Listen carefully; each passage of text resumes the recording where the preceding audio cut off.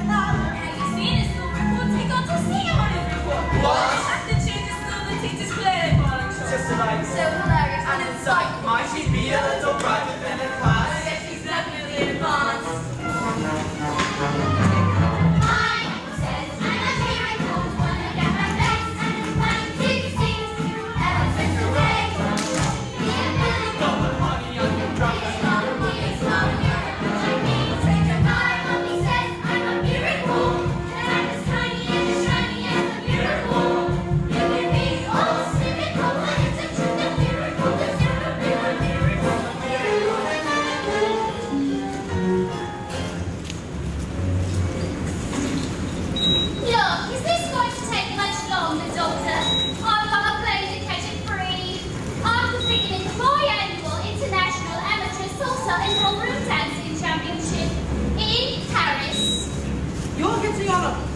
Mrs. Wormwood? Of course I am. I always compete, Doctor. And this year I've got a secret weapon, Rudolfo. He's part Italian, you know. Very supple. And he's got incredible upper body strength. Mrs. Wormwood, I think we should have a talk. So, what is it? What's wrong with me? Mrs. Wormwood, do you really have no idea? Gas? Mrs. Wormwood, I want you to think very carefully about what might be the cause of this.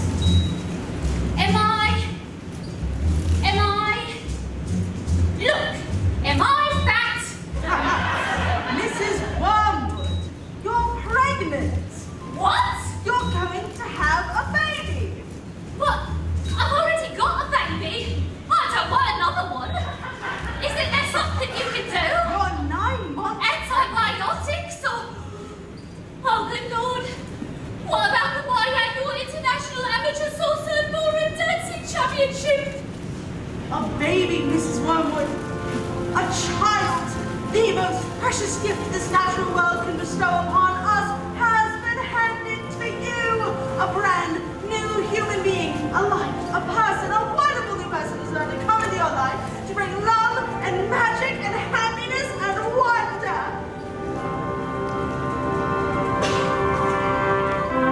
Oh, bloody hell. Every life I bring into this world restores my faith in humankind. Each newborn life with kindness yet unpainted, this still unbroken skin, this uncorrupted mind. Every life is unbelievably unlikely. The chances of distance almost infinitely small. Most common thing in life is love.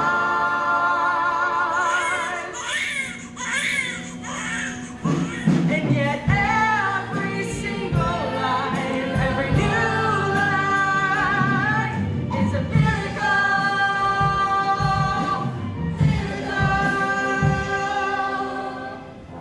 Everything.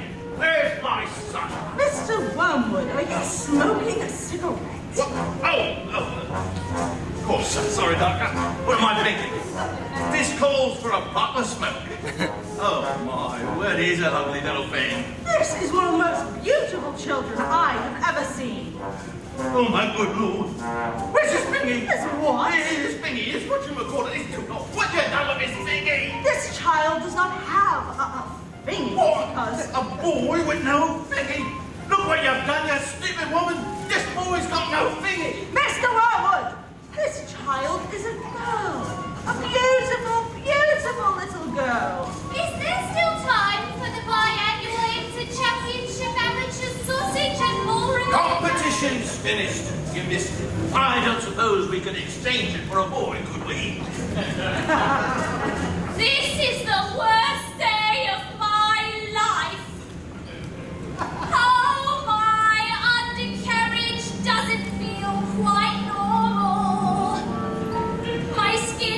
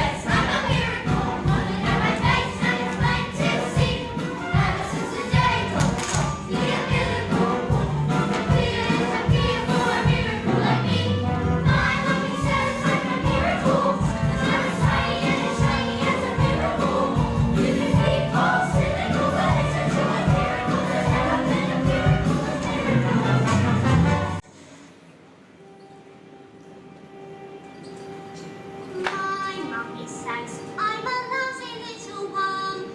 My daddy says I'm a bore.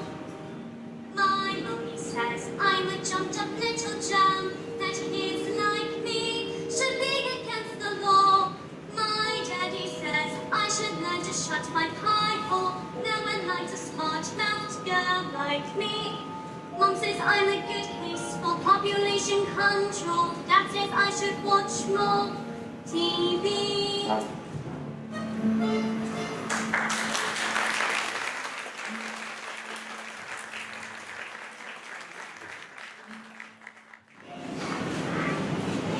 Yes, sir, that's right, sir. 155 brand new luxury cars, sir. Are they good runners? Let's put it this way. You wouldn't beat them in a race. Yes, sir. No, sir. They are good runners, sir. Indeed, sir. So, how much exactly? Harry! Hang on. Look at this. She's reading a book. That's not normal for a 5-year-old. I think she might be an idiot. Listen to this. It was the best of times. It was the worst of times. It was the age of wisdom. Stop scaring the man with that book, boy. I'm a girl. And she's always trying to tell me stories, Harry. Stories? Who wants stories? It's not normal for a girl to be all thinking. I'm gonna call you straight back. Will you please shut up? I'm trying to pull off the biggest business deal of my life, and I have to listen to this. It's your fault, you know. You spin us into trouble and you expect me to get us up. What am I? A blaming escapologist? An escapologist, he says. Well, what about me then? I've got an old house to look after. Dinners don't microwave themselves, you know. If you're an escapologist, I must be an acrobat to balance that lot. The world's greatest acrobat. I am off to bleach my roots, and I shan't be talking to you for the rest of the evening, you horrid little man. But I'm gonna make us rich. Rich? How rich? Very rich. Russian businessman, very, very stupid. Your genius husband is going to sell them 155 platinum bangers as brand new luxury cars. But that's not fair. The cars will break down. What about the Russians? Fair, listen to the boy. I'm a girl. Fair won't get you anywhere, you thick-headed twit brain. All I can say, spank heavens, Michael has inherited some of his old man's brains, eh, son? I go. Well, I shall take the money when you earn it, and I shall spend it. But I shan't enjoy it because of the despicable way in which you have spoken to me tonight. This is all your fault with your stupid books and your stupid reading. What? But I didn't do anything. That's not right. Right. I'll tell you something. You're off to school in a few days' time, and you won't be getting right there. No. I know your head mistress, Agatha the trunk sport. I've told her all about you and your smarty pants ideas. She used to compete in the Olympics, throwing me out. Just think what she'll do with a squeaky little goblin like you, boy. Now, get off the bed, you little bookworm.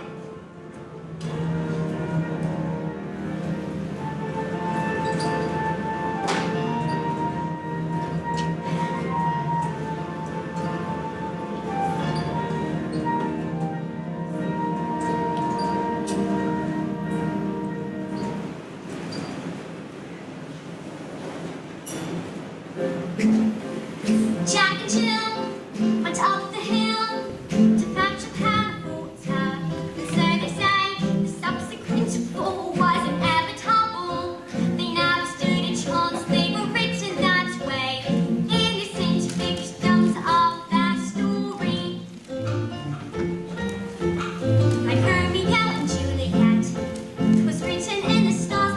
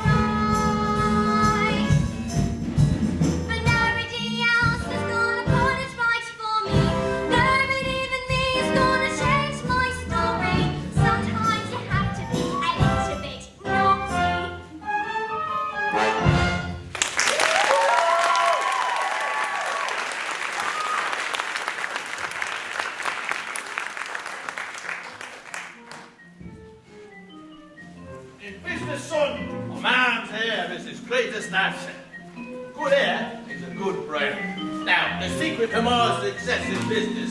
Secrets. Yes. The secret to my success is this.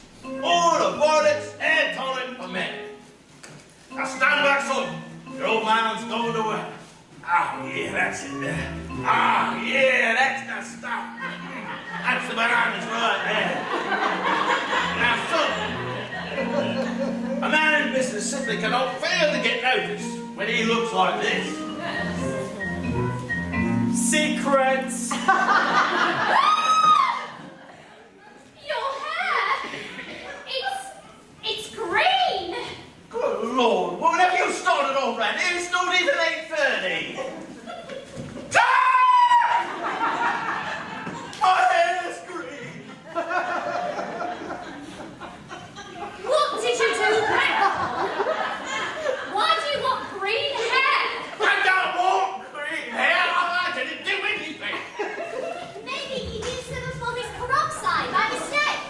That's exactly what you've done, you stupid man. Lovely hair. Oh my good Lord. I've got my deal today. The Russians. What am I going to do? I know what you can do. What is it? What can I do?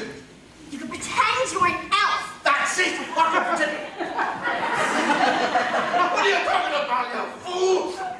The boy's a loony.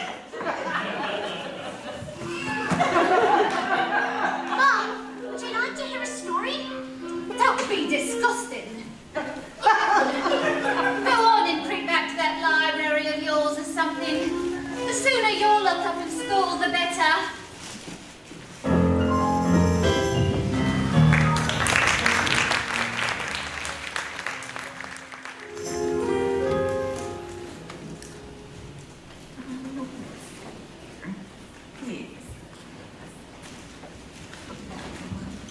Matilda, what a pleasure to see you.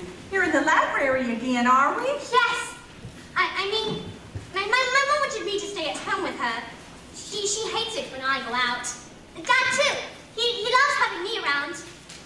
But I think it's good for grown-ups to have their own space.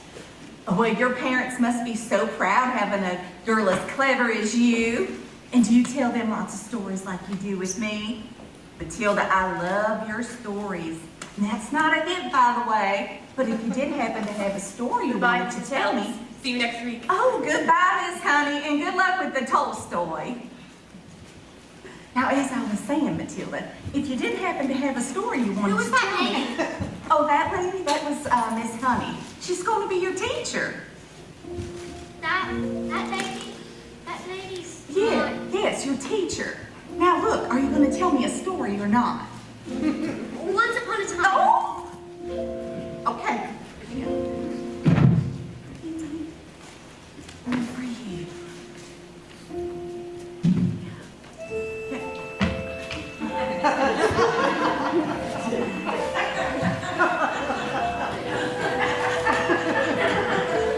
Once upon a time, the two greatest circus performers in the world, an escapologist who could escape from any law that was ever invented, and an acrobat who was so skilled it seemed as if she could actually fly, fell in love and got married.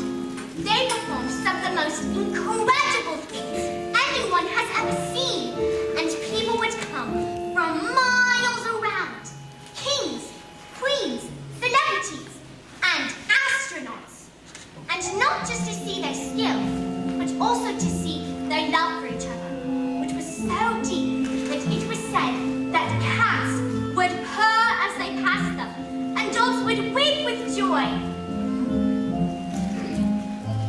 They moved into a beautiful old house on the edge of town, and in the evenings they would walk and take the air.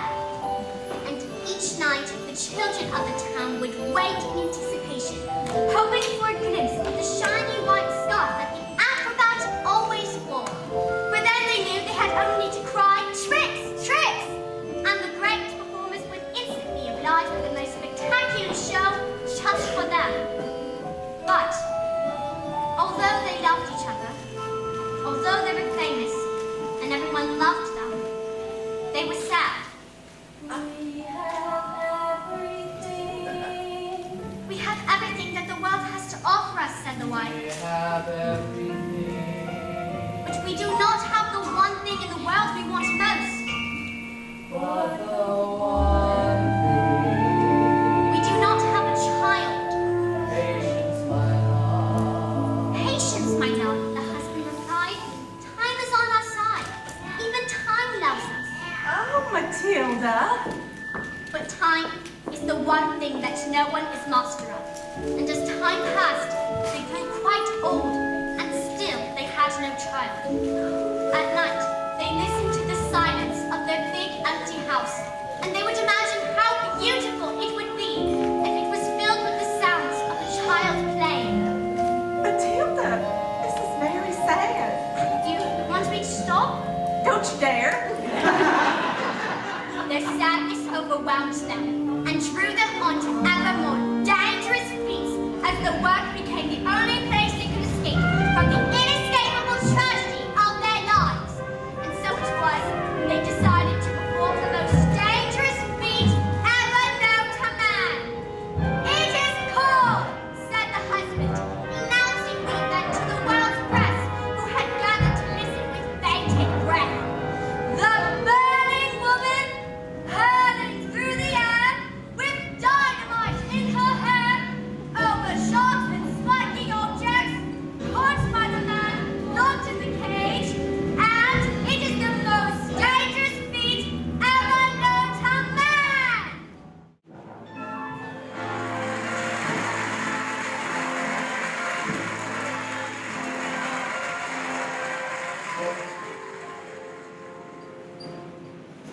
It is our destiny, said the wife, smiling sadly and slipping her hand into his.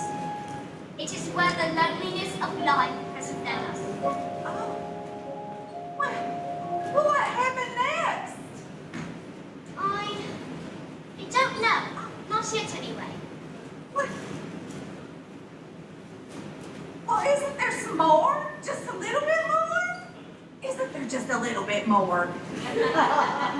Oh, well, I suppose your mama will be waiting for you. Is she here yet? I'd love to meet her, actually. Maybe Bye, I'll come Mrs. by. Phelps. I'll see you tomorrow. After your first day at school.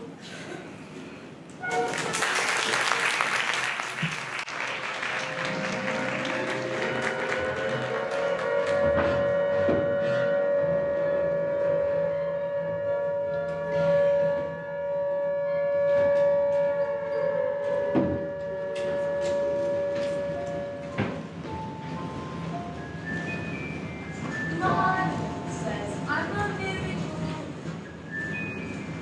Bye. It's kind of special.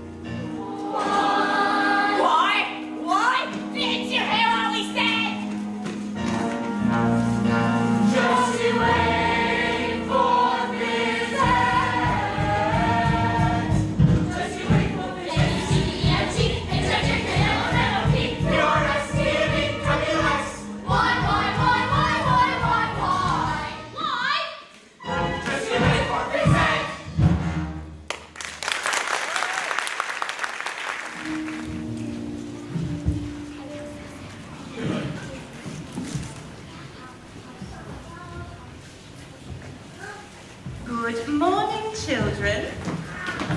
My name is Miss Honey, and today is a very special day. Your first day at school. So, can any of you tell me any of your 2 times tables? Wonderful. Matilda. Matilda, please stand and do as much as you can. 1 times 2 is 2. 2 times 2 is 4. 3 times 2 is 6. 4 times 2 is 8. 5 times 2 is 10. 6 times 2 is 12. 7 times 2 is 14. 8 times 2 is 16. 7 times 2 is 14. 8 times 2 is 9. Doing great. You're doing so well. Do you think you can go any further? 10 times 2 is 20. 11 times 2 is 22. 12 times 2 is 24. 13 times 2 is 26. Stop. How far can you go? I don't know. Quite a long way, I think.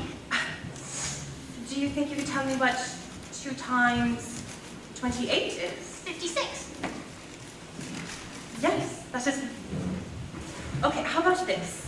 Now, this is much harder, so don't worry if you don't get it. But 2 times 487. If you took your time, do you think you could... 974. 12 sevens? 84. Okay, let's move away from maths. Have a seat.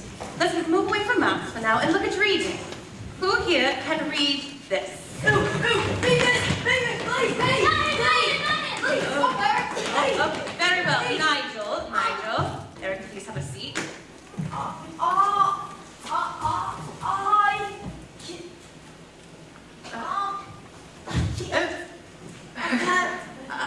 think that will be all for now, Nigel. We don't put you to burst a blood vessel on your first day. Lavender.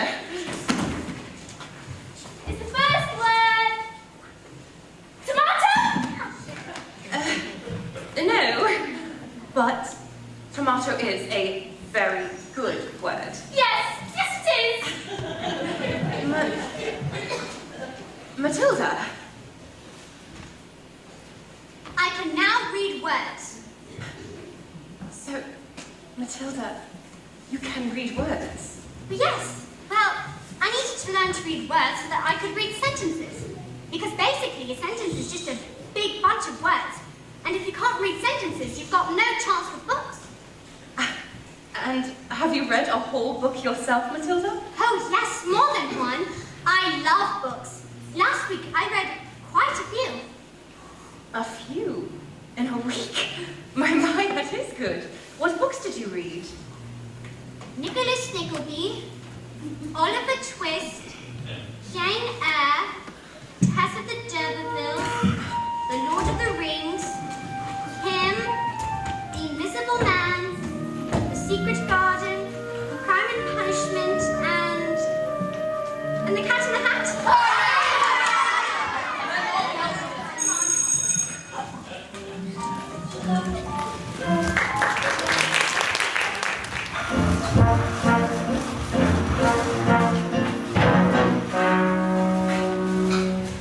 Knock on the door, Jen.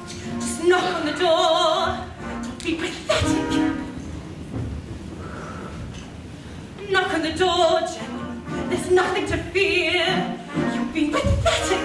It's just a door. You've seen one before. Just knock on the door. Look, you're trying to hide. Standing outside the principal's office like a little girl. It's just pathetic.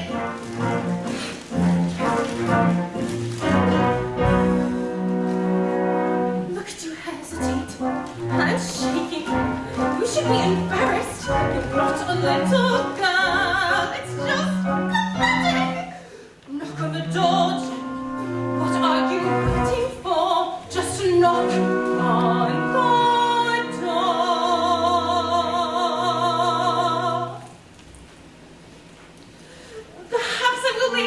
probably having a meeting or something and won't want to be interrupted. If anything, caution in these situations is sensible. One should avoid confrontation when possible. I'll come back later then.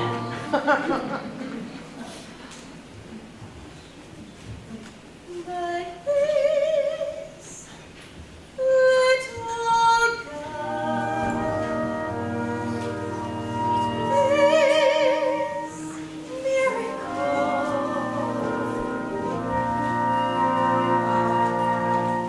knock on the door, Jenny. Just knock on the door. Don't be pathetic. Enter.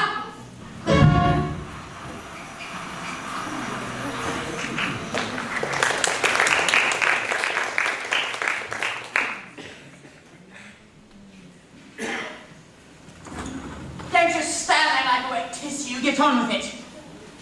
Yes, Miss Herschel.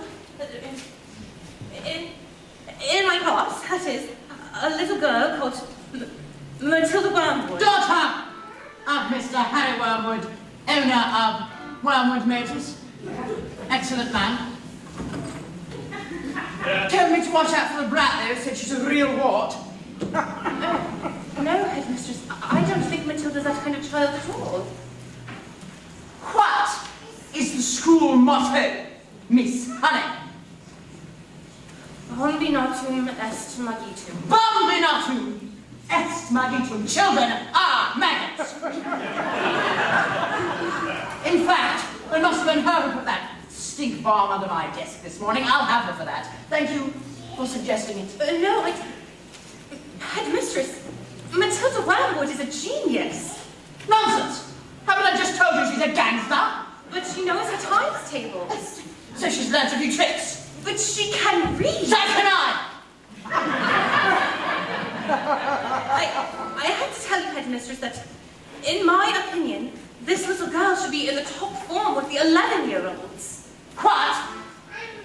But she is a shrimp, a squid, an unhatched tadpole. You cannot just place her in with the 11-year-olds. What kind of society would that be? What about rules, honey? Rules!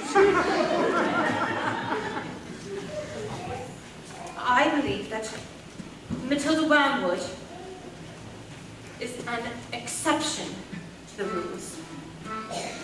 An exception to the rule. In my skewer. Look at my trophies, see how my trophies gleam in the sunlight, see how they shine. What do you think it took to become English hammer-throwing champion?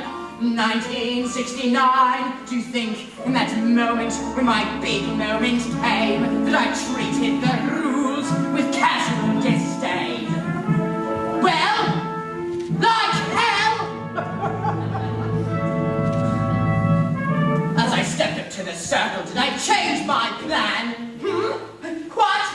As I chalked up my palms, did I wave my hands? I did not. As I started my spin, did I look at the view? Did I drift off a dream for a minute or two? Do you think I faltered or amended my rotation? Do you think I altered my intended elevation? As the hammer took off, did I change my grunt to a grunt I had practiced for many a month? Not a jot, not a dot, did I stray from the plot? Not a detail of my play was adjusted or forgotten, not even when the hammer left my hands and sailed high up above the stand. Did I let myself go? No, no, no, no, no, no, no, no.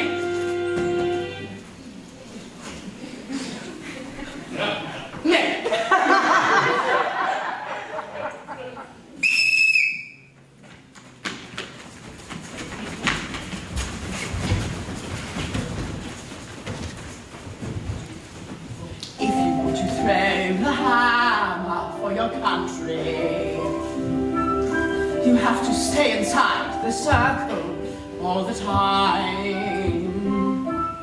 And if you want to make the team, you don't need happiness or self-esteem. You just need to keep your feet inside the line. Sing, children. 2, 3, 4. If you want to throw the hammer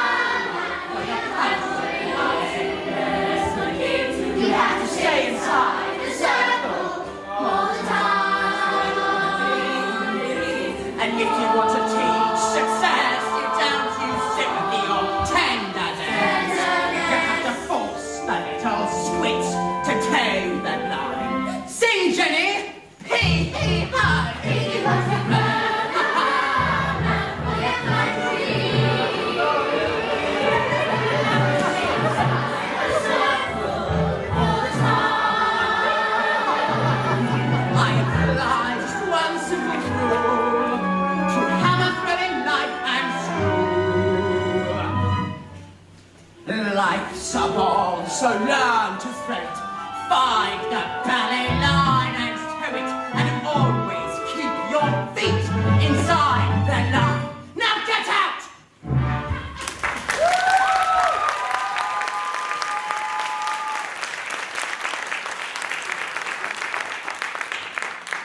Well, I must tell you, headmistress, that it is my intention to help this little girl. Whether you like it or not.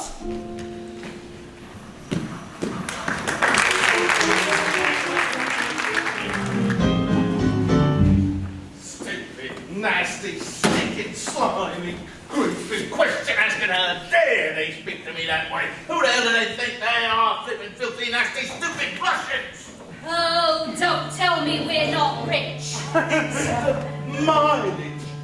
They took one look at the mileage on that first car and said these cars were knackered. I told them, I said, the reason the mileage is so high is a manufacturing mistake. Is that true? Of course it's not true. So you lie? Of course I lied. And they didn't believe you? Of course they didn't believe me. I've got green hair! And what's this? Another flaming book? What's wrong with the telly? She's got no respect, that one. It's all books and stories. No, it's a lovely book. Honest, you should read it. I'm sure you will. That's what I think of you. Lovely. No, stop it from the library! The library book! That's right. You shut the little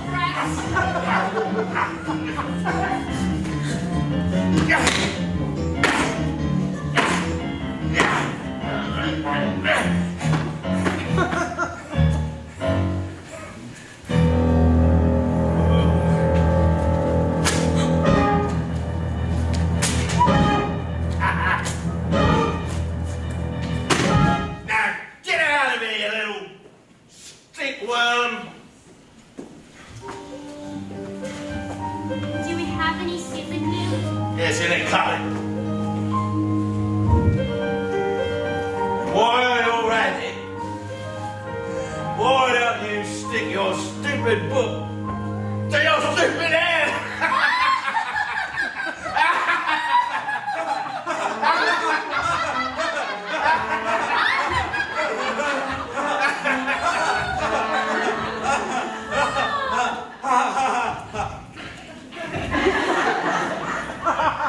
Just because you find that life's not perfect doesn't mean that you just have to grin and bear it.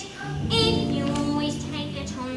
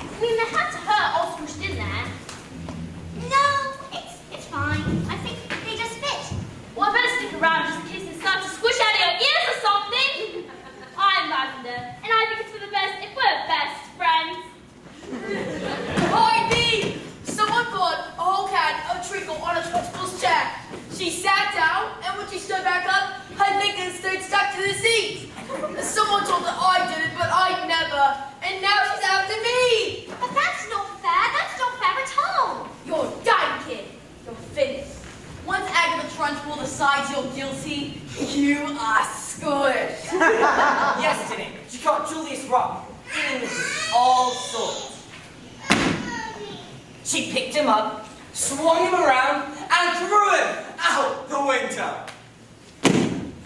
Don't be silly, Sam. It didn't happen. She's trying to scare us.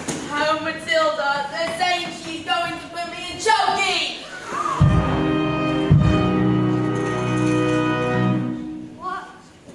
What's choking? They say it's a covenant office that's in line with nails and spikes and bits of broken glass. Not the broken glass.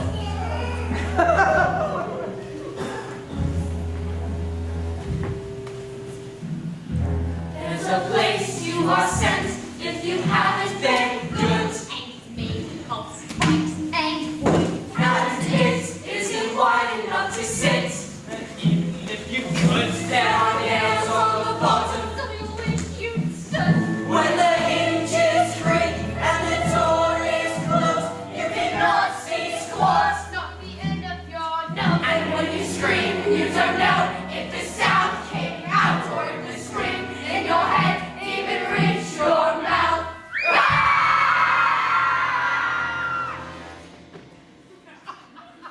All right, come on. Get up. Look, when did this happen? 20 minutes ago, but why? Oh no, she's got me! Better hide. Quick, Sparta. Please don't tell me everything on Matilda.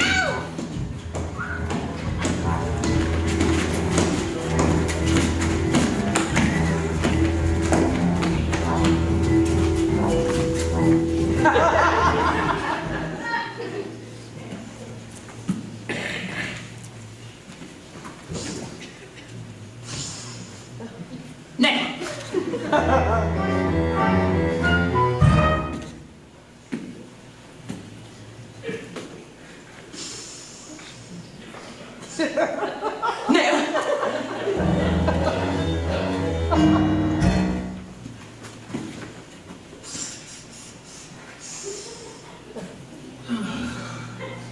Now,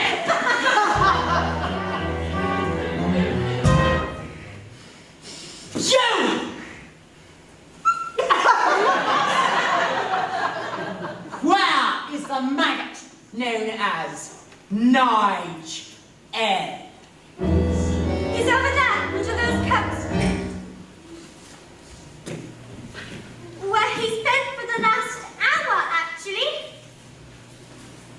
What? An hour? Oh, yes. You see, unfortunately, Nigel suffers from the rare but chronic sleep disorder narcolepsy.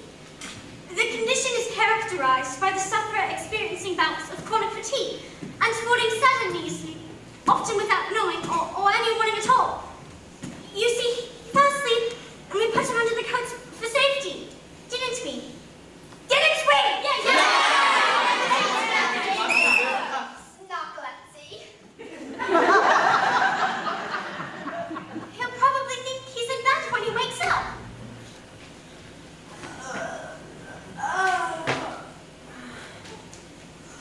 Is it time for school yet, Mom? Well, this isn't my bedroom at all. Oh, hello there, Miss Trunchbull.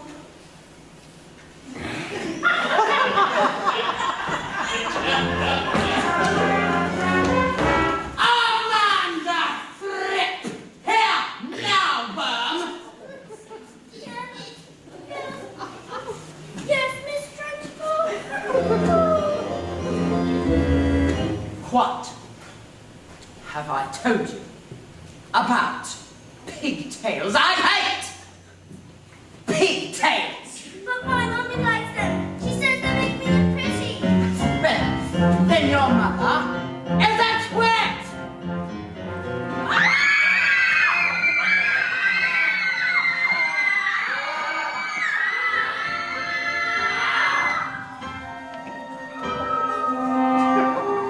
I still got it!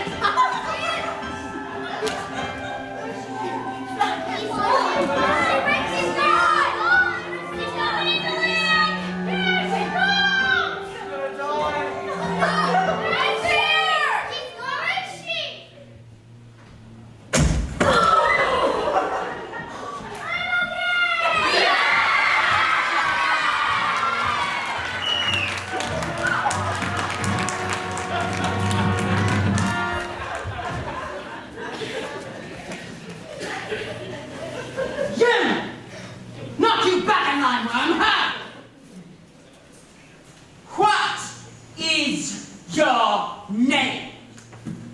Matilda.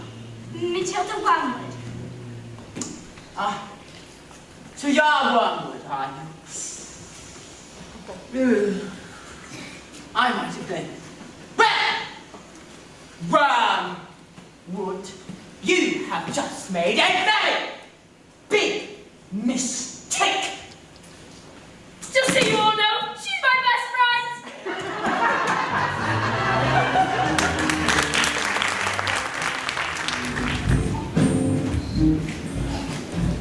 That's a brand new stock, sir. It's completely different car, sir. Green Air?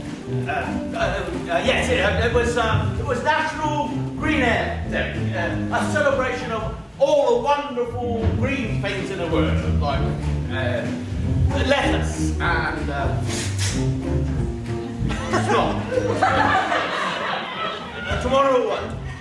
Absolutely, sir. Bye-bye, sir. Daffodil. And that, my boy, is how. Well, that's how.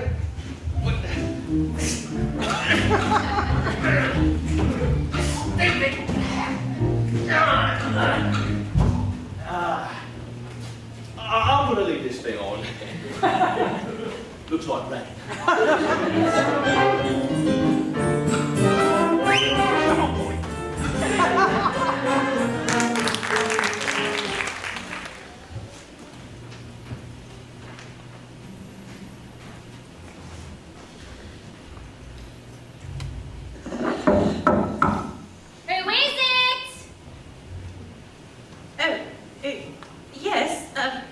My name is Miss Honey, Matilda's teacher. Bit busy right now. It will only take a moment. Oh, come in if you must.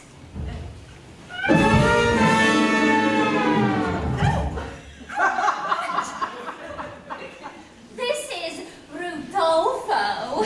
Oh, it's nothing like that. He's my dance partner. We're rehearsing. Ciao. Parle italiano. Bene. Ciao, Rodolfo. Piacere. Come stai? What? Babe, who is this? You know what interruptions do to my energy flow. What do you want, Miss Chutney? It's Miss Honey. Well, as you know, Matilda's in the bottom class, and children in the bottom class aren't really expected to read. Well, then stop her reading. Lord knows we've tried. I'm in the zone here, doll. My hips are on fire. Please do not waste this. Look, I'm not for girls being all clever pants, Miss Hussey. Girls should think about makeup and hair dye. Looks are more important than books. Now, look at you, and look at me. You chose books. I chose looks. I beg your pardon. Please, I'm on fire here. Do not waste this. But Matilda can calculate complicated figures in her head in an instant. Calculate this. Fantastico! Her mind is incredible. With a little help from us, she Mind? Her mind? You really don't know anything, do you? Somewhere along the way, my dear, you've made an awful error. You ought to blame yourself now. Come along. You seem to think that people like people who are clever. It's very quaint, it's very sweet, but wrong. People don't like smarty pants what go round claiming that they know stuff we don't know. Now here's a tip. What you know matters less than the volume with which what you don't know is expressed. Content has never been less important, so you have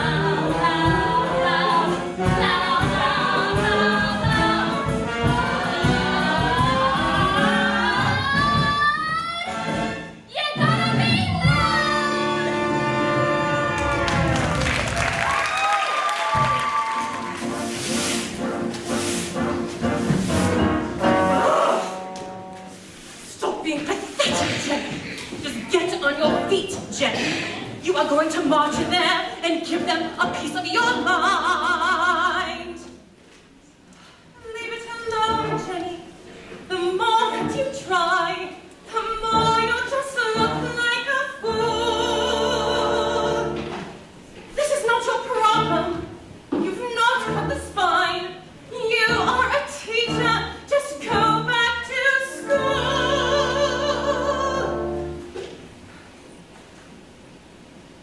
But this little girl,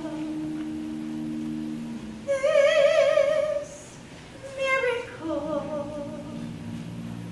she seems not to know that she's special at all. And what sort of teacher would I be if I let this little girl go? I can see this little girl needs somebody strong to fight by her side. Instead, she's found me, little me, and another door closes, and Jenny's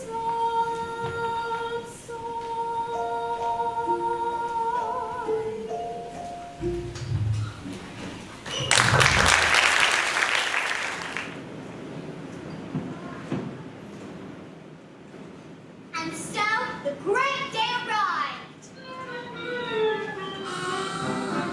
It was like the entire world had gathered to see the burning woman hurling through the air with dynamite in her hair over sharks and spiky objects caught by the man locked in the cage.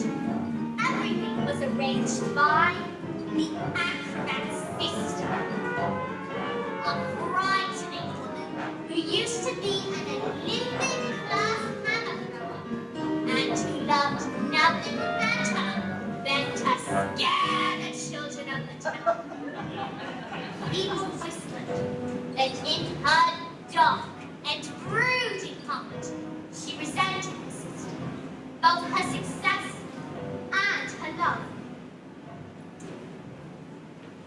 Suddenly, out came the escapologist, dressed as usual in his tights and spanky costume, but there was no sign of the acrobat and no glimpse at all of the shiny white sky. And instead of the musical fanfare, there was silence as he solemnly strode to the ring. Ladies and gentlemen, boys and girls, the burning woman hurling through the air with dynamite in her hair over sharks and spiky objects caught by the man locked in the cage has been cancelled. No! Yes, the audience gasped so loud that a passing airplane put it on its instrumentation and reported it as an atmospheric phenomenon. Cancelled because my wife is Pregnant! Oh, Matilda! absolute silence. You could have heard live birth. But then suddenly, the audience jumped to its feet and roared in appreciation. The great speech was instantly promoted, and the applause went on for nearly an hour. So it does have a happy ending.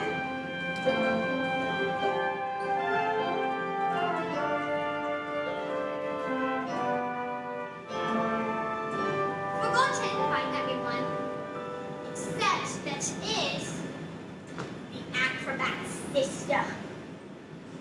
When all had quieted down, she stepped forward and produced a contract. A contract? A contract you have signed to perform this feat, and perform this feat you shall! No!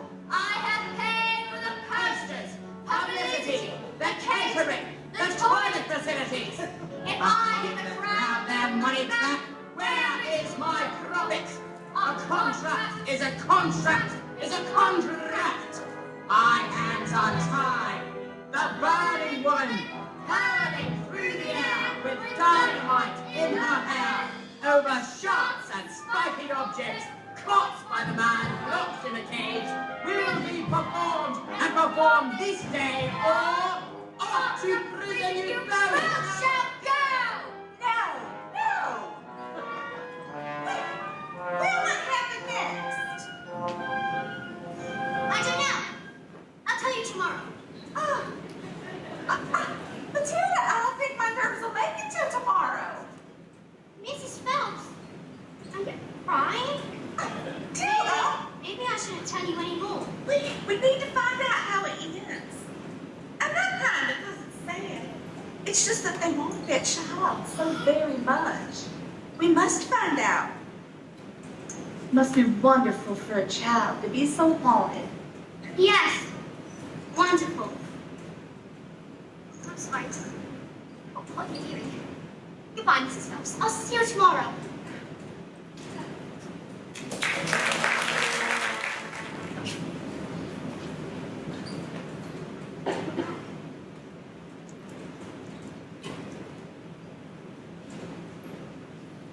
Matilda, may I speak to you, please?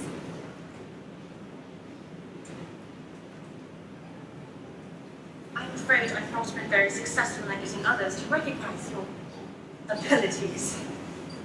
So, starting tomorrow, I shall bring in a selection of very clever books that will challenge your mind. You may sit and read them during class while I teach the others, and if you have any questions at all, well, I shall do my best to answer them. How does that sound? Matilda, this is the biggest hug in the world. You're going to hug all of the air out of me.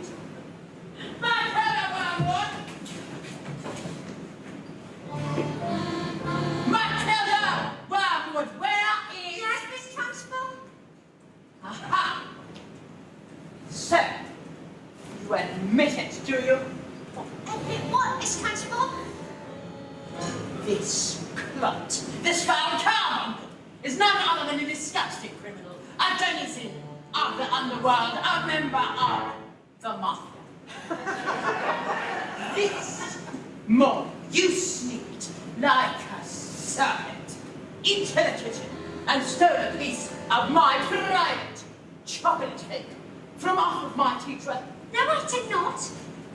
Miss Trunchbull, Matilda's been here all morning. Standing up for the little spitball, are you? Well, this crime took place before school started. Therefore, she is... G-I-U-L-T. One. Guilty!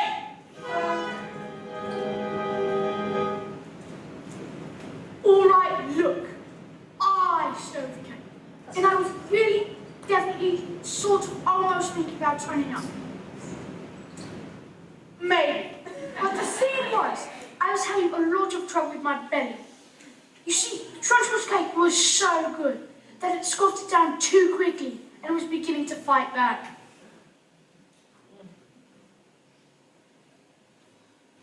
I'm not guilty. I didn't do anything. You are guilty! Because you are a fiend! You are a crook! You are a thief! And I shall crush you! I shall pound you!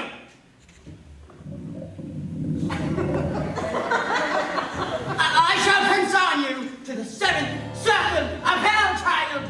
You shall be... You shall be destroyed!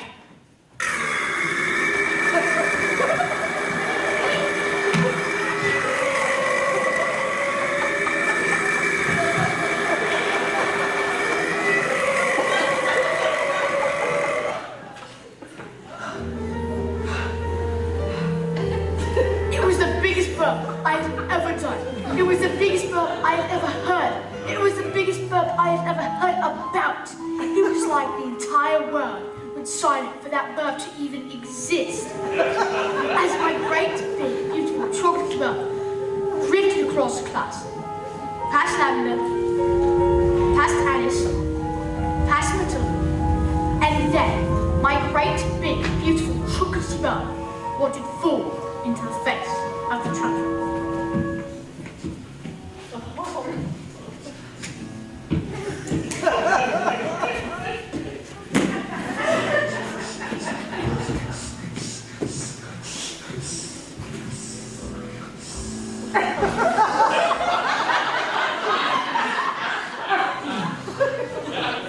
Bruce!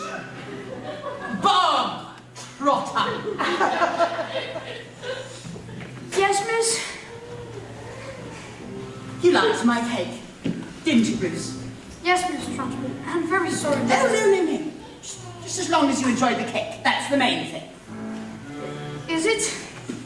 Yes, Bob Trotter, it is. Well, I did thank you. Wonderful. Marvellous. This makes me so happy. Gives me a warm glow in my lower intestine. Oh, cook!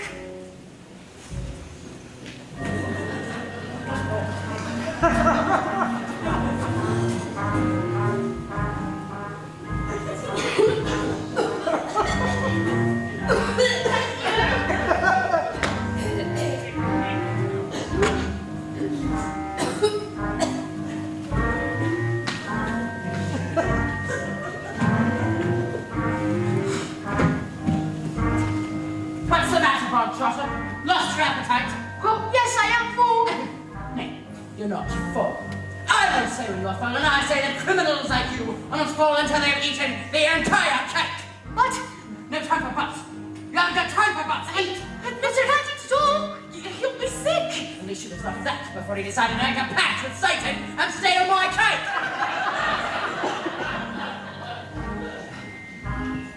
Eat.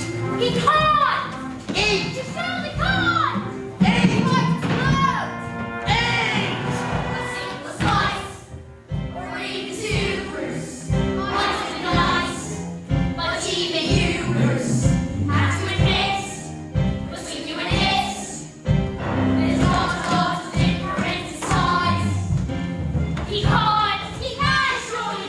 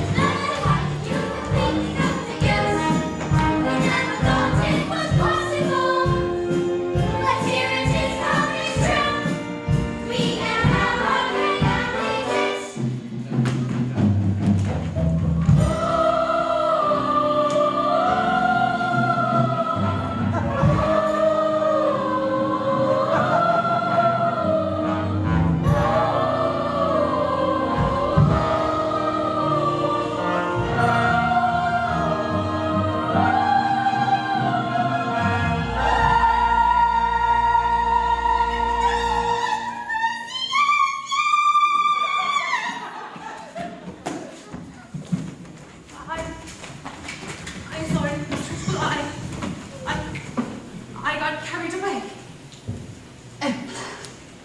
That's all right, Jenny. We all get a bit carried away sometimes, even me. Well done, Bob Trotter. Good show. Good show. Well, come along, Bob Trotter. What? Where? Did I not mention that was the first part of your punishment? There is a second part, and the second part is choking! What? You can't. Yes, please, I can. Do you think I'll allow myself to be defeated by these maggots? Who do you think I am, Miss Honey? A weakling? An idiot? A fool? You? But he's done what you asked. He's eaten it all. I ate it all. I ate a lot. No, please, no. Please don't take me to choking, please. No, no. That's not right.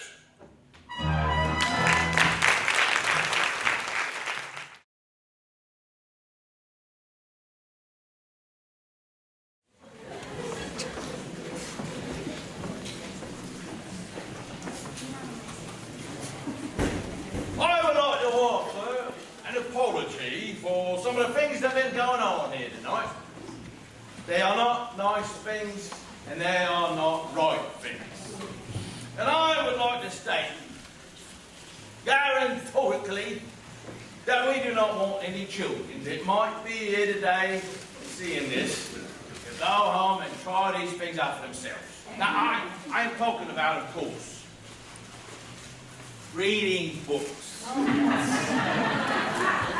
It is not normal for children to behave in this fashion. It stunts the brain, it wears out the eyes, it makes kids ugly, stinky, fat, sweaty, fatty, gaseous, boring, and crucially, it gives kids verrucas of the mind.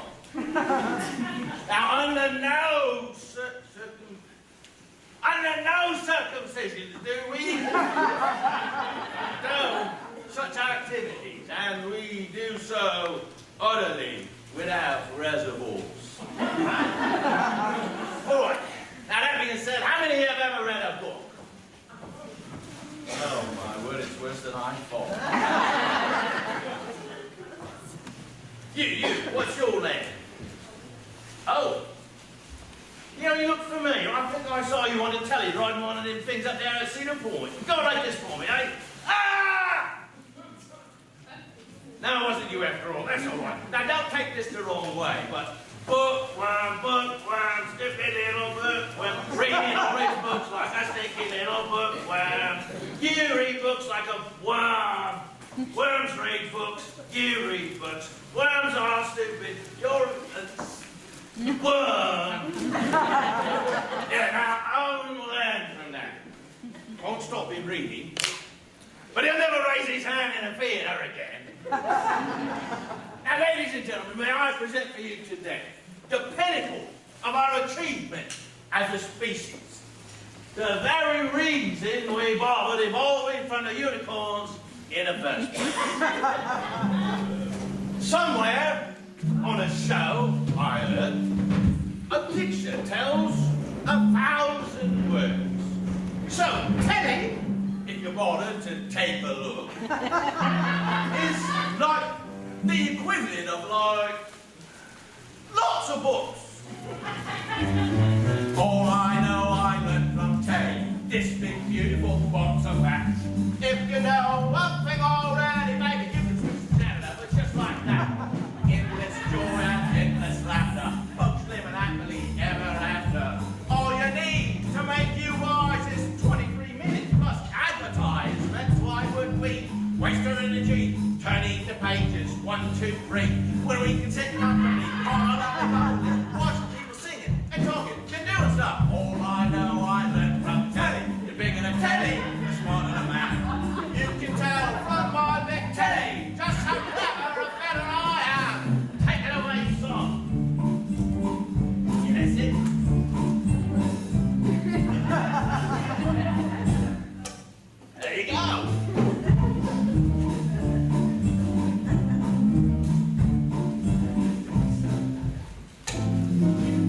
learn that from a stupid book. All I learned from Telly what to think and what to buy. I was pretty smart already, but now I'm really, really smart. Very, very smart. Endless content, endless channels. Endless chat on endless panels. All you need to fill your muffin without having to really think or nothing. Why would we waste our energy trying to work out Ulysses where we can sit comfortably on a lovely bubbly watching people, like famous people talking to really famous people. All I know, I learned from Telly. You're bigger than Telly, smarter than man. You can tell, come on in Telly, just how clever and better I am. Who the Dickens is Charles Dickens? Very Shelley, he sounds smelly. Charlotte Bronte, you know Bronte. Jane Austen, in the compost. James Joyce, doesn't sound nice. Julie Stewart, oh, you feel like Stewart. William Shakespeare, William Shakespeare. Moby Dick. Easy, Grandma. All together now. All I know. I know. Telly. I'm bigger than Telly. I'm smarter than man. You can tell from my big Telly just how clever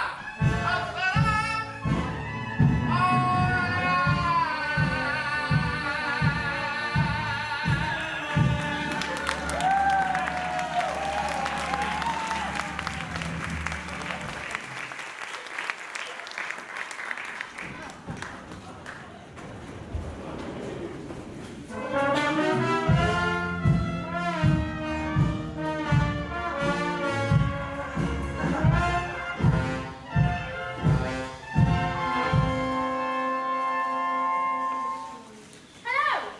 I'm Matilda, by the way. Matilda's best friend. There's a thing coming up that's all about me. Well, I guess it's not all about me, but I'm playing a part in it.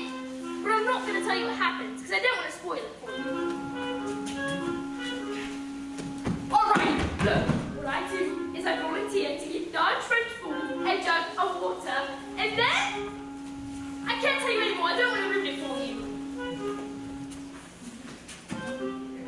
Well, on my way back, I find a newt. And a newt is like a really, really ugly lizard that lives in water. So I pick it up and I can't tell you anymore. I'm gonna put the newt in the transport jug. It's brilliant!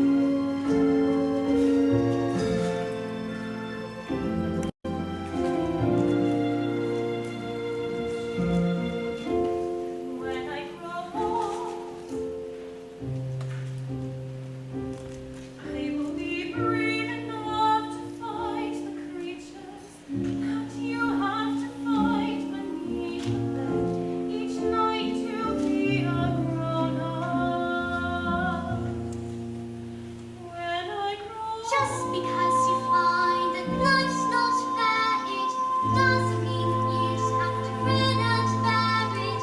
If you always take it on the chin and wear it, nothing will change. Just because I find myself in this story, it doesn't mean that everything is written for me. If I think the ending is fixed already, I might just well be saying I think that it's okay. And that's not right.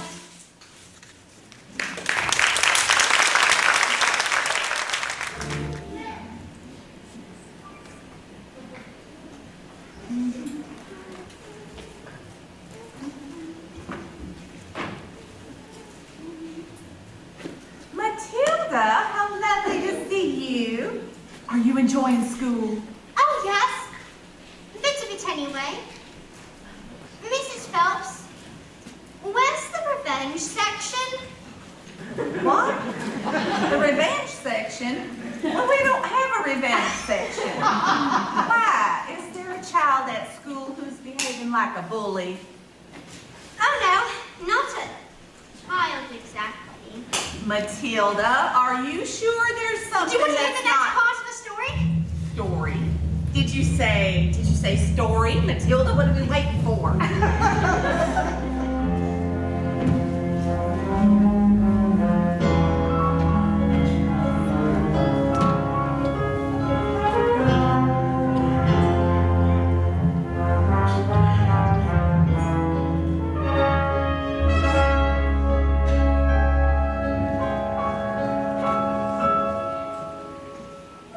Slowly, very slowly, the acrobat wound her shiny white scarf round her husband's neck.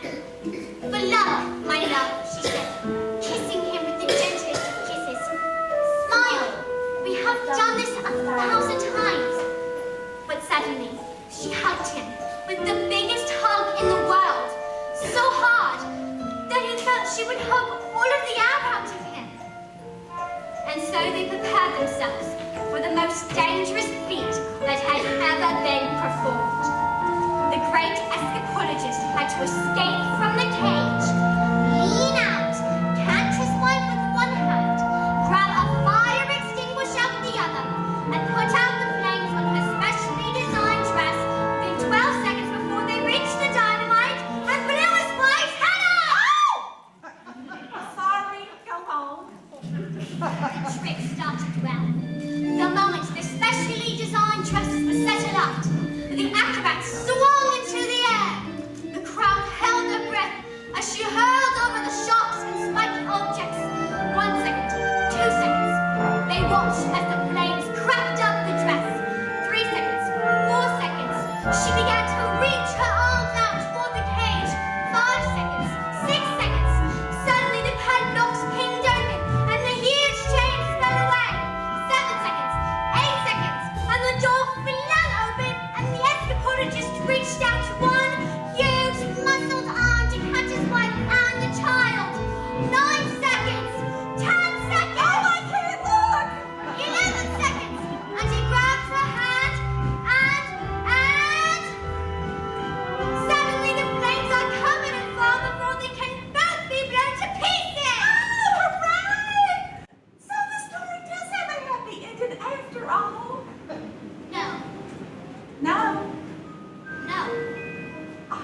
Maybe it was the thought of a child. Maybe it was nerves. But the escapologist used just a touch too much foam. And their hands became stiff. And she fell. Oh! Was she all right? Did she survive? She broke every bone in her body, except the ones at the ends and the little fingers. She did manage to live long enough to have their child, but the effort was too great. Love our girl, she said. Love our daughter with all your heart. She is all we have ever wanted. And then she died.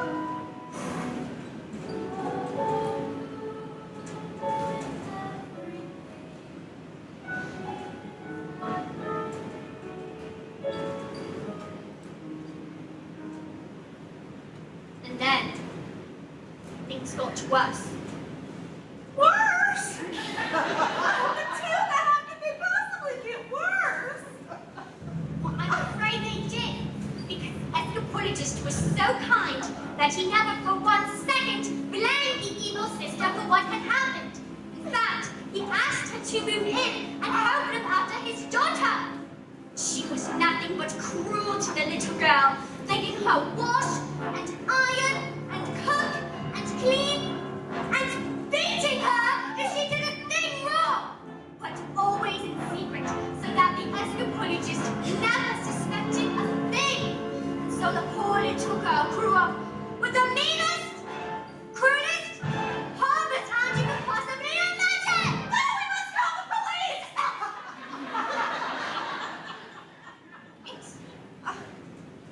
It's just a story. Well, oh, we're all right. Matilda, you are so smart. Your parents must think they won the lottery having a child like you. Oh, yeah, they do. They're always saying that, in fact. They say, well, we're so proud of you, Mitchell. So you're like winning the lottery. Yeah. I better go.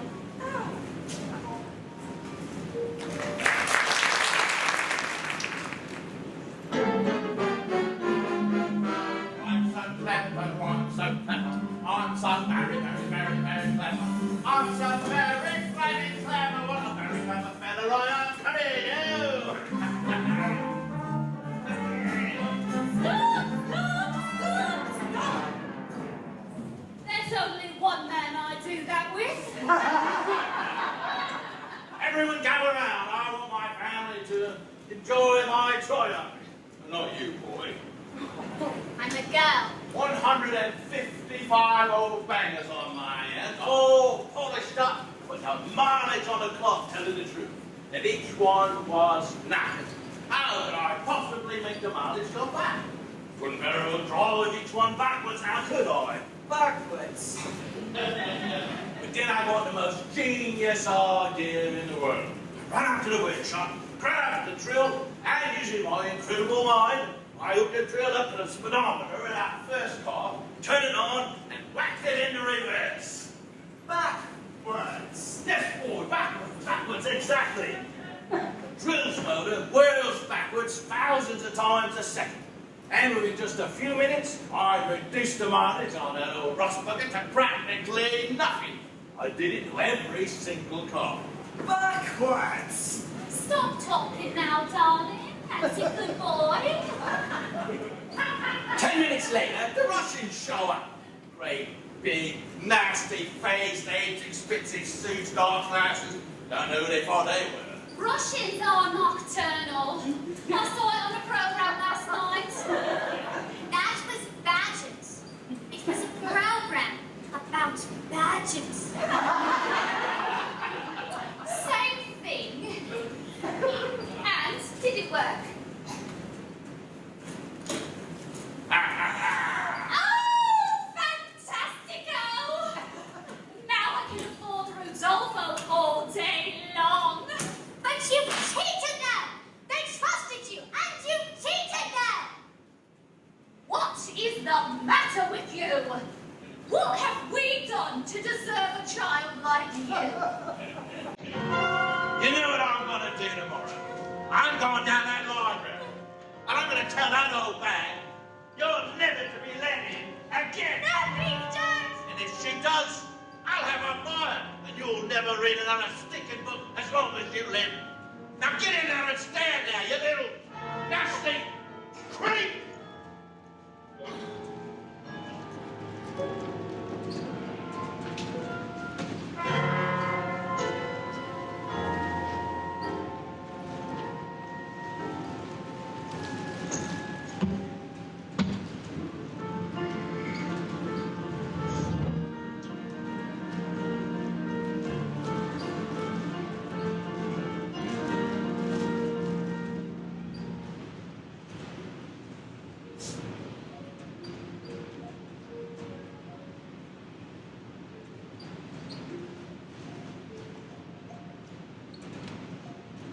At night, as the polygist's daughter cried herself to sleep, and the room.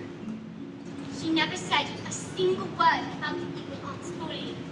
She didn't want to cause a fuss, and so she suffered in silence.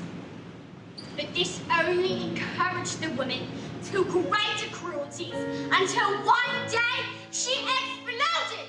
You are useless, filthy, nasty little creep! And she beat her and threw her into a dank, dark, dusty cellar, locked the door, and went out.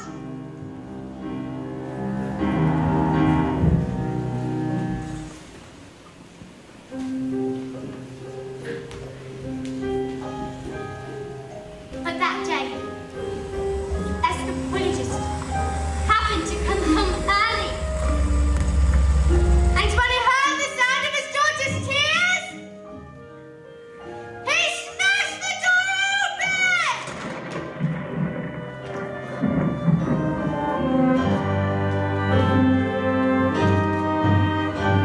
Don't cry,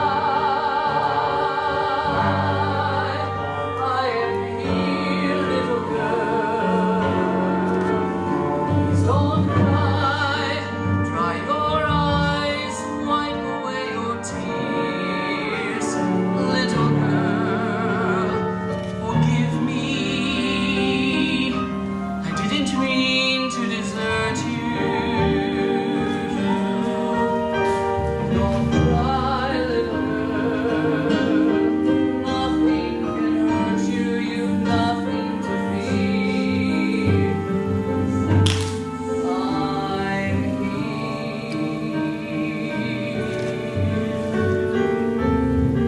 Have I been so wrapped up in my own grief from my wife that I have forgotten the one thing that mattered to us most? I love you so much, my daughter. I shall spend the rest of my life making it up to you. We shall be together forever. Don't cry, Daddy. I'm all right, Daddy. Please don't cry. Here, let me wipe away your tears. Forgive me. Daddy, forgive I didn't me. mean to desert you. I didn't want to upset you. Please, Daddy, don't cry. little I'll be alright. You've With nothing nothing to to my side, I have nothing to fear.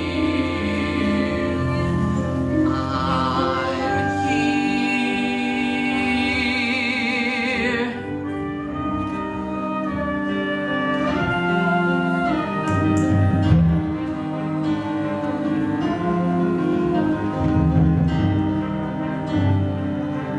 But when the little girl fell asleep, the escapologist Scott turned to the acrobat sister, and in almighty rage grew inside his great heart. This demon! This villain! This monster! She has sullied the memory of my life! She has betrayed the trust of her own sister! She has shown cruelty to the most precious reality of our earth! Bullying children is her game, is it? Well, let us see what this creature thinks she can do when the wrath of a grown man stands before her!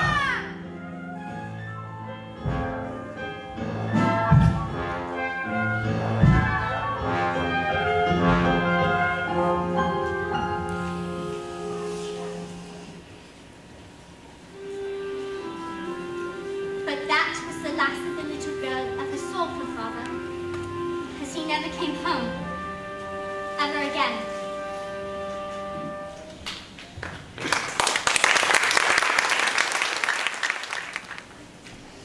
Matilda, I brought you those books we spoke about. What are you doing with those books, woman? They're for Matilda. No, they are not. Not on my watch.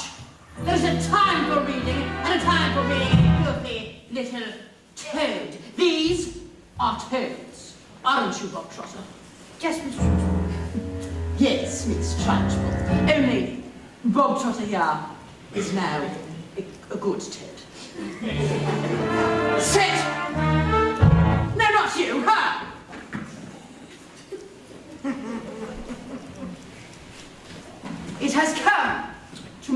apprehension, honey, that you have no idea what you are doing. You believe in kindness and fluffiness and books and stories. This is not teaching. To teach the child, we must first break the child.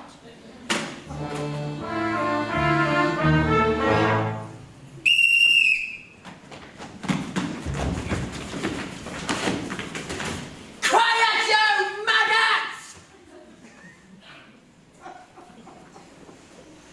No one was speaking, Miss Trunchbull. Miss Honey, when I say quiet, you maggots, you are entirely included in that statement. Where's my jug of water? I'll get Miss Trunchbull.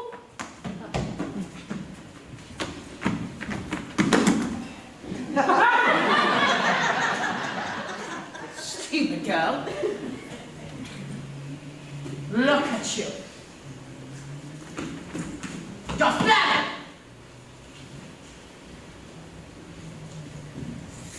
Disgusting. Revolting.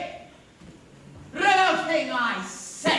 Well, I think it's time we toughened you all up with a bit of phys ed.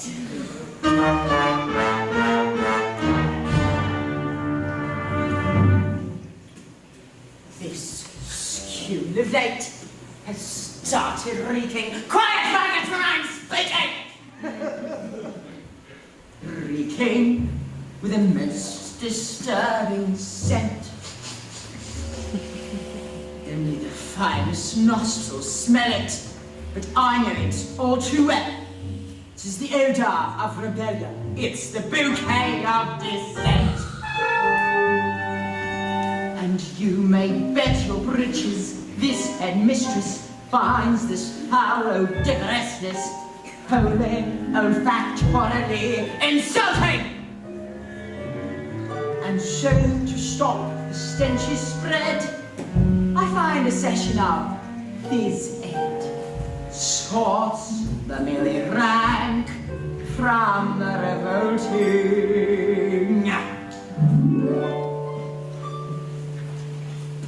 Smell of rebellion comes out in the sweat, and phys ed will get you sweating. And it won't be long before I smell the pong of aiding and abetting. A bit of phys ed will tell us who has a head full of rebellious thoughts. Hold, hold!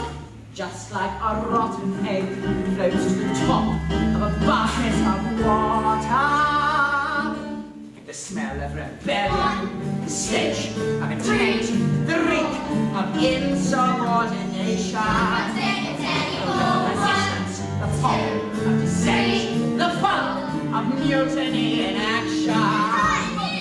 Before the weed becomes too big and greedy, you really need to nip it in the bud position too.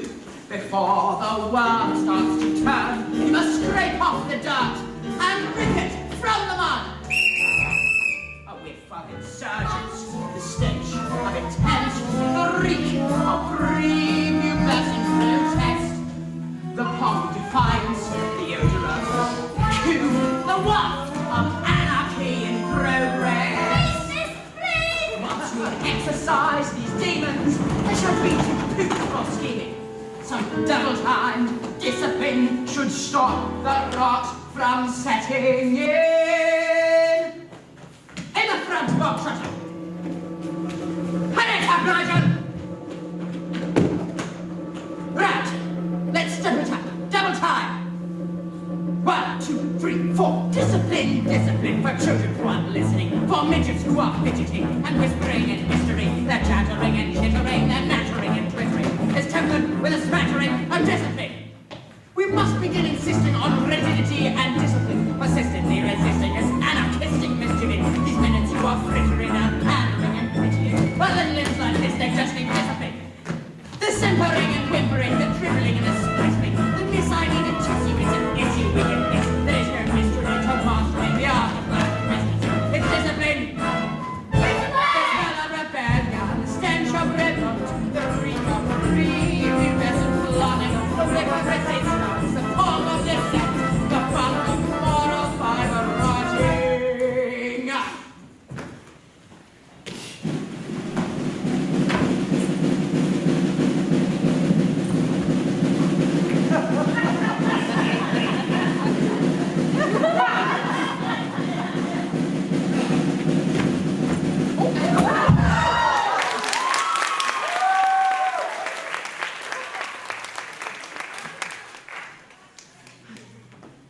Imagine a world with no children. Close your eyes and just dream. Imagine. Come on, try it. Peace and quiet, a bubbling stream. Now imagine a woods with a cottage, and inside that cottage we find a dwarf called Zeke, a carnival freak who can fold paper hats with his mind, and he says, don't let them steal your horses. Don't let them throw them away. No! If you find your way through, they'll be waiting for you, singing.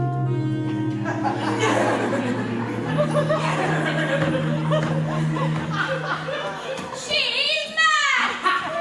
And there, just like I said, the stinking maggot rears his head. Even the squishiest, pettiest can harm a seed of stickiness. Have you ever seen anything more repellent? Have you ever smelled anything worse than that smell of rebellion? The stench of revolt, the reek of insubordination, the whip of resistance, the corner descent. And I will not stop till you're squashed, till this rebellion's crossed, till glorious sweaty discipline has washed the sickening stench away.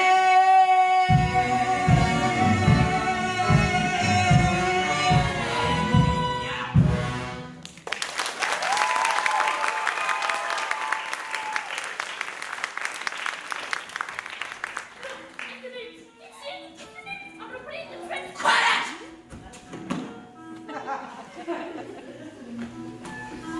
I don't think this is teaching at all. I think it's just cruelty. Well, that is because you, honey, are pathetic.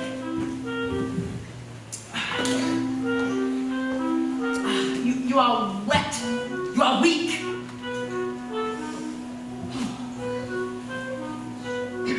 You are, in fact, a snivelling little... What is it, Miss Rogers? I'm disgusted! I'm disappointed! Quiet, children, please.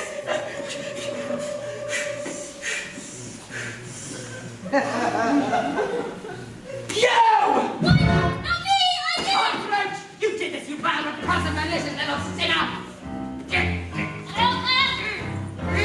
Please, stop! We're only just getting started! I've discovered, honey, through many years of experimentation, that the ears of little boys do not come off. They stretch. In fact, I think I can begin to feel this one stretching right now!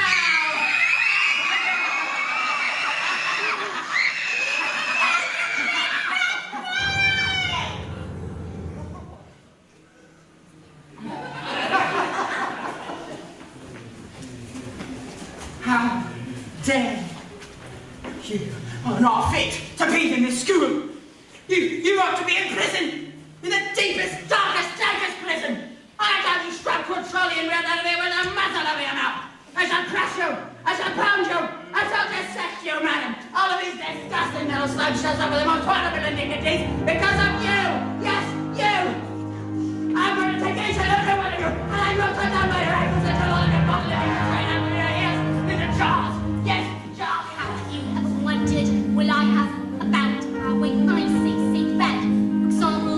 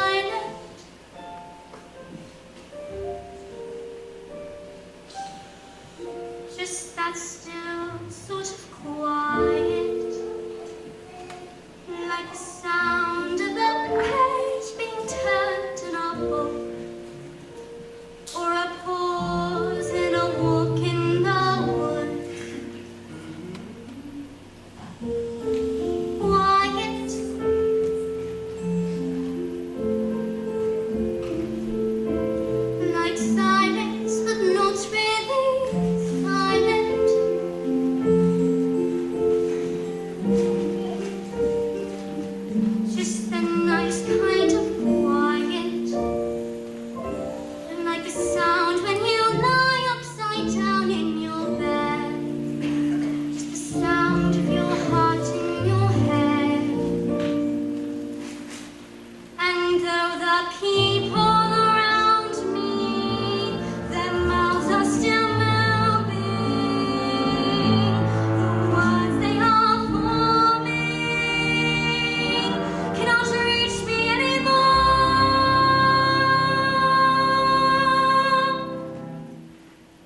And it is quiet, and I am warm, like I said,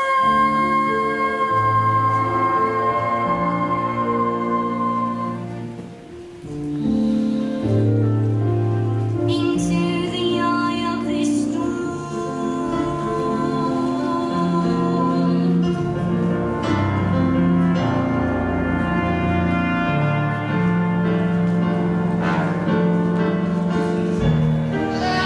All of you! This hunter has allowed our weakness and filth to permeate this vast waterloom! But you, Madam, standing there before me like the squidge of squidge, are its beating heart! There is no valley, no peak, no... What is it? Oh, get it off, get it off! Oh, it's heading off!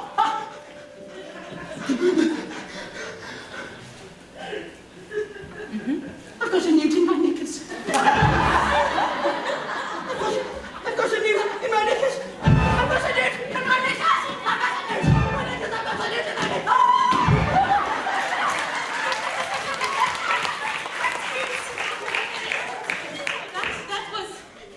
That was interesting. But I think we've all got to go now, while we still have the chance. Yeah.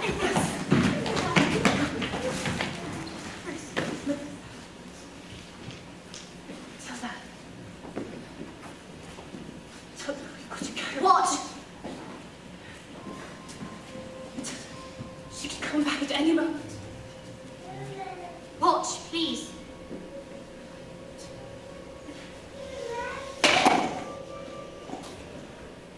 I moved it with my eyes. Am I strange? How do you feel about a nice cup of tea? So,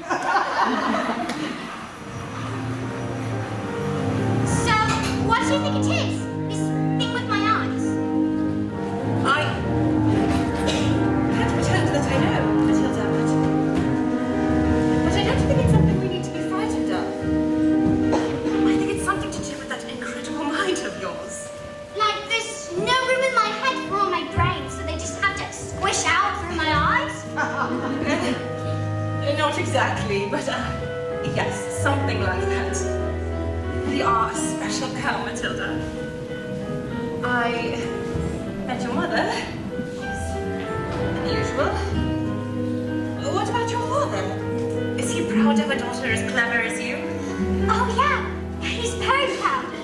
He's very, very, very proud. He's always saying, Matilda, I am so proud to have a daughter as That's not true, Miss Honey. That's not what he says. He's not proud at all. He calls me a liar and a cheat and a nasty little creep. I see.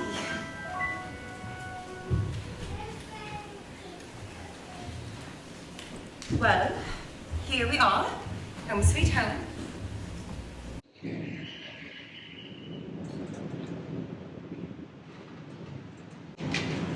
Are you Paul?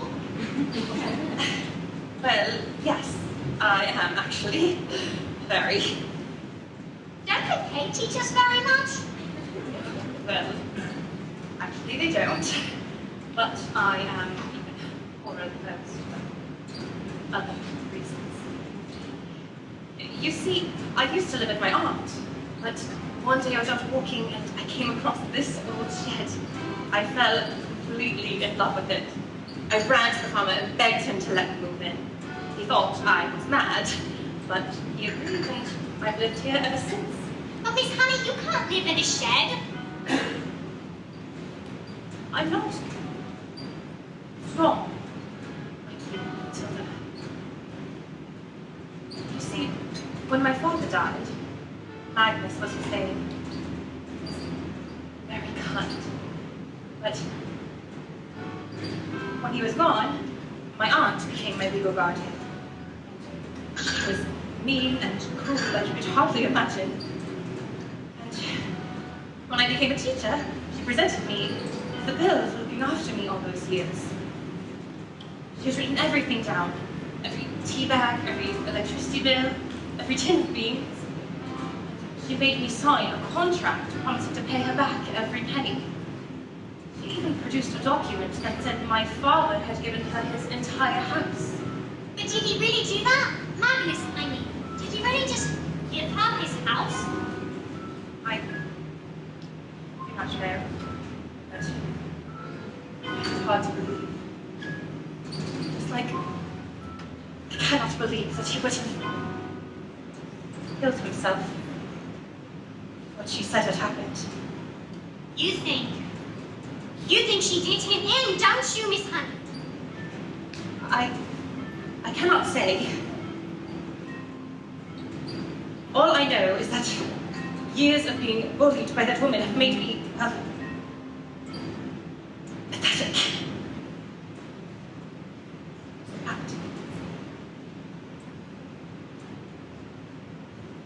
And that's why you live here?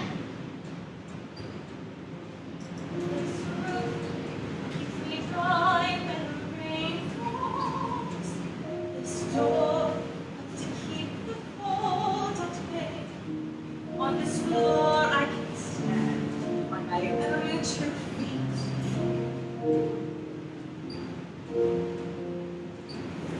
On this chair I can write my lessons. On this pillow I can dream my nights away. And this table, as you can see, well, it's perfect for tea.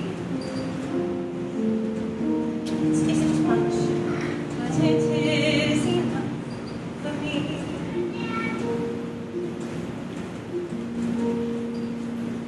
It isn't much, but it is enough. Oh, Miss Honey, she's got your father's house. She's got everything that's yours. On these walls I hang wonderful pictures. Through this window I can watch the seasons change.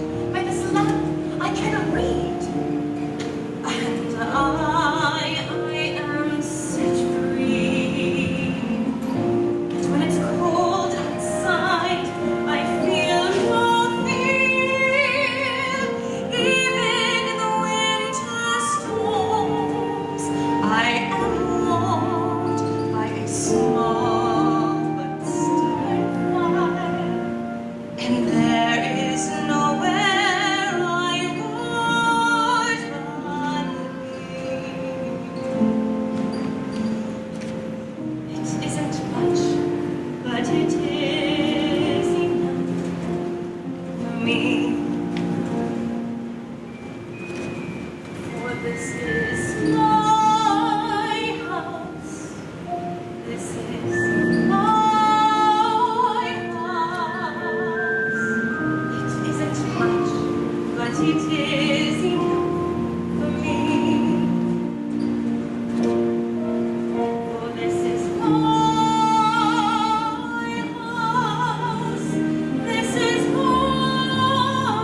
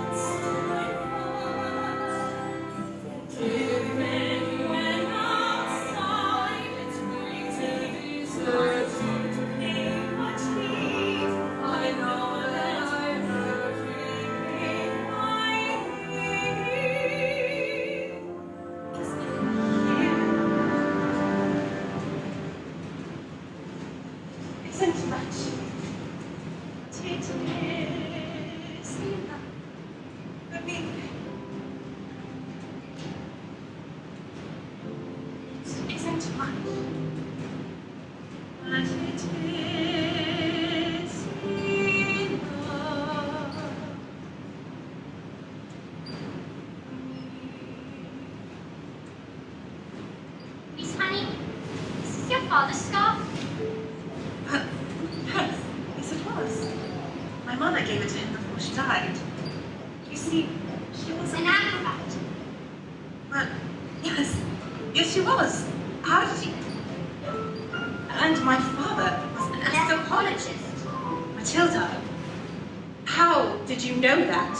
They were your parents? Well, I don't People understand. in my story. What story? The story I've been telling, but I thought I was making it up, but it's real. It's your life. I've seen your life. Seen my life. She did him in. We have to go to the police. No, Matilda, stop. It wouldn't work. We have no evidence. But why? Just tell them. Just tell them she did it. It wouldn't work, Matilda. It'd be my word against hers. And they'd never believe that she was capable of murder. But why? She was so cruel to you. She shouted at you, and she beat you, and she locked you in tiny cupboards and threw you in sand. Matilda, please stop. But honey, your aunt's a murderer. She killed Magnus. Who is she? A contract is a contract is a contract. Miss Trunchbull!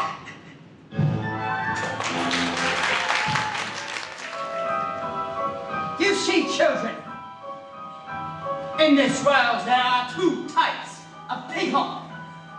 The winners and the losers. I am a winner. I play by the rules and I win. But when I play by the rules and I do not win, then something is wrong. Something is not working. And when something is not working, you have to put it right. Even if it screams. What are you looking at? You. This class will have a very special spelling test. Any child who gets even a single answer wrong shall go to Turkey! You! Stand up and spell... Oh, well, now, let's see. Spell newt. Newt. N-E-W-T. Newt. What? Miss Honeycombs, she's very good at teaching. Nonsense! Miss Hannah's too soft and pitchy to be good at anything. Any moron can see that. You! Stand up, turn round, and spell the one thing you all are. Revolting! Reporting. R-E-V-O-L-T-I-N-G.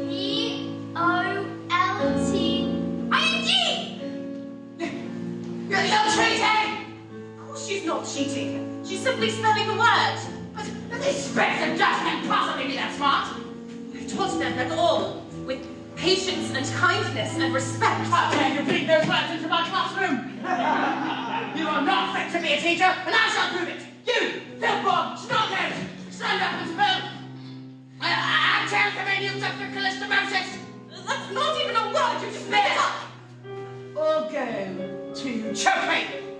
And I should warn you, it has silent letters.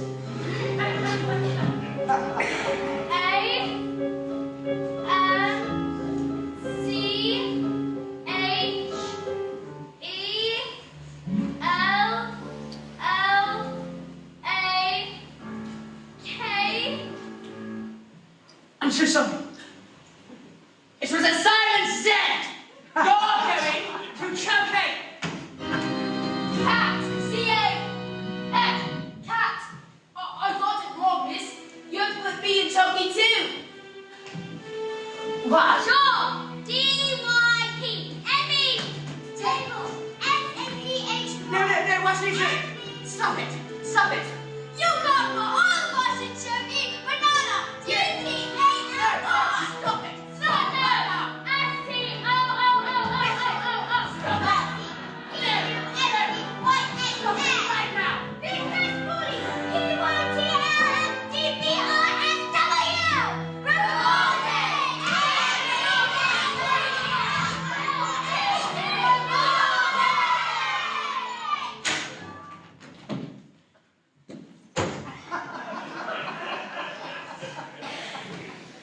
wrong with all of us in joking, Miss New. Please, you can't possibly go calm now, maggots. Do you honestly think I hadn't thought of that? I've been busy building a hollow ring of tokens, one for each and every one of you. And I can say, now that our little spelling test is over, that each and every one of you has failed. You see, children, in this world, there are two types of people, the winners and the losers. And I am a What? Look, it's hot. It's raining. What the devil is you? This right? No one's doing anything.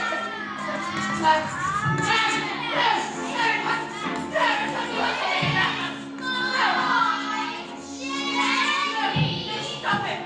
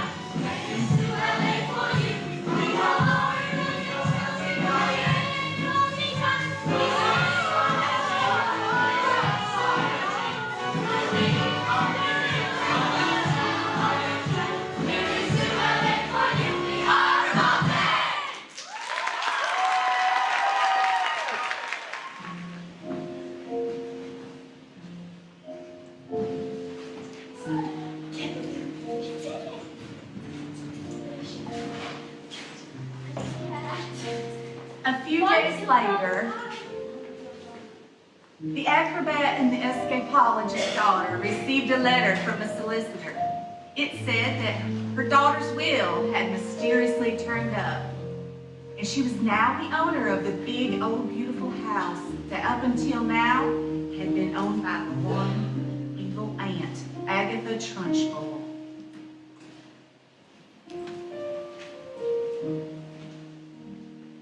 was tragically, she was never heard from again. The Chokies were immediately destroyed, and a new headmistress took over. And her name was Miss Honey. She moved in immediately, and she was very happy. Happier than she had been in her entire life. And do you know something else? Matilda was never again able to move things with her eyes. I thought it was because her mind was being challenged, but she said it was because she no longer had a need for her superpowers.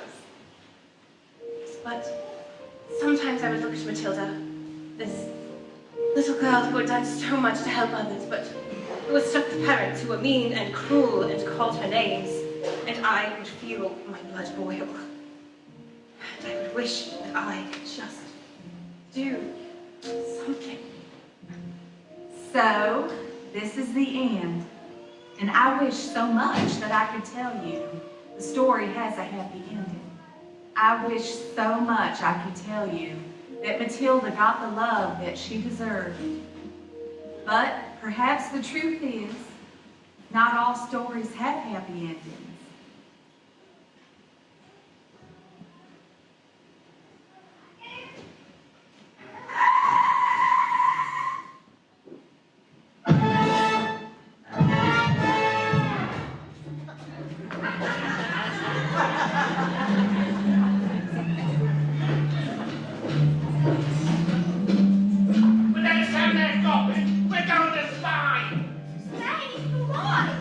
Because this idiot, this twit, this nitbrain thought it was a good idea to sell 150 Napadol bangers to the Russian mafia. I don't even know they was the Russian mafia, did I? Come on, boy, we're leaving forever, and we're never coming back. Let Matilda stay here with me. I beg your pardon. Mr. Wormwood, I would love to take Matilda, if that's something she would want. I would look after her with kindness and respect and care, and I'd pay for everything. Would you like that, Matilda? Yes. You mean leave our daughter here? With you? What did you say? They'll be here any minute. You called me your daughter. You idiot, they're here, I told you. Quick, hide the books! What have they done to my legs? My beautiful legs! Come on, you two.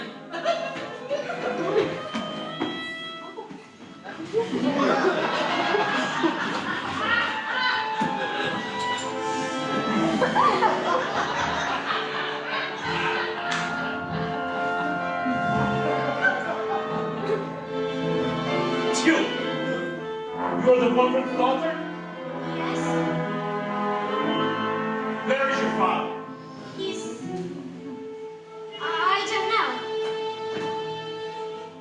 The Wormwood is a very stupid man.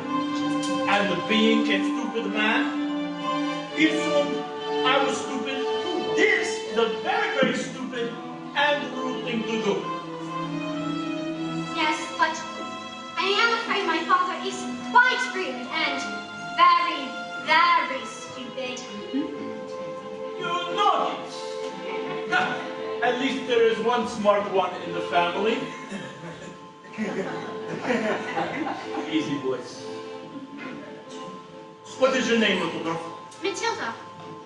Matilda. I like you. You seem smart. In my line of business, I don't often get to meet many smart people. Most of the people I deal with, their thinking is all backwards. Backwards!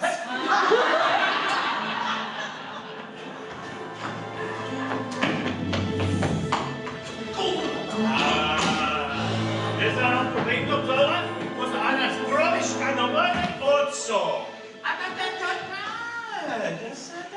Come so long, è stata Provenka.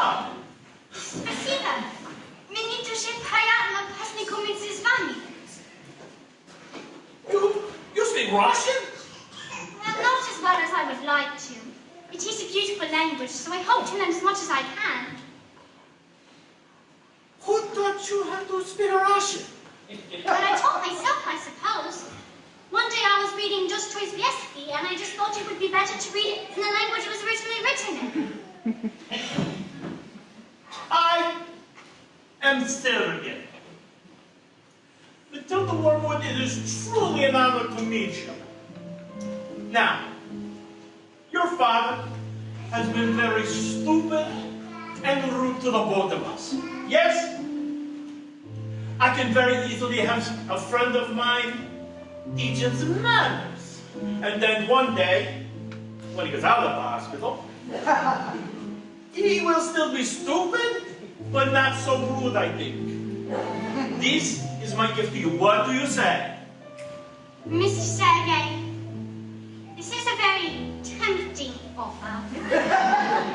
But he is my father, and I am his daughter, and I think I've had enough of revenge. This little girl, this miracle,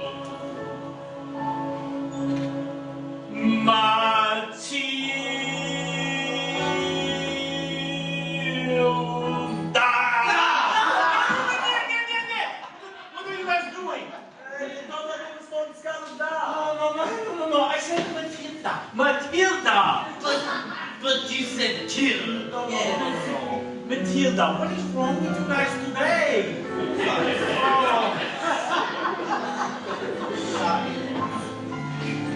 Matilda, your father is a very, very stupid man. But he is also a very, very, very lucky man to have you as his daughter. Although, if I am doing business here again, and I see him, I think he shall not be so lucky.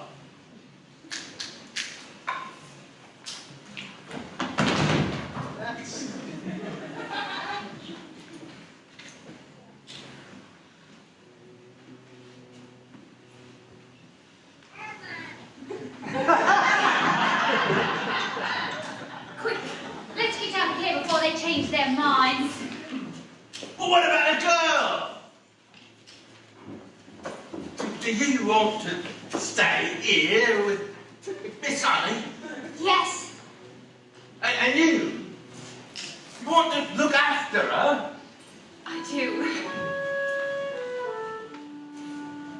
Well, once we are a bit short of room. Yes? thank you.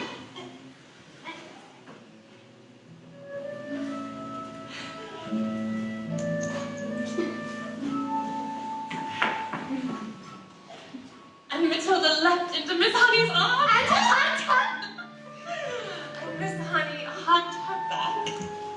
And they hardly noticed as the Wormwoods, On Rudolfo. as the Wormwoods and Rudolfo head away into the distance. Because they had found each other. yes, they had found each other.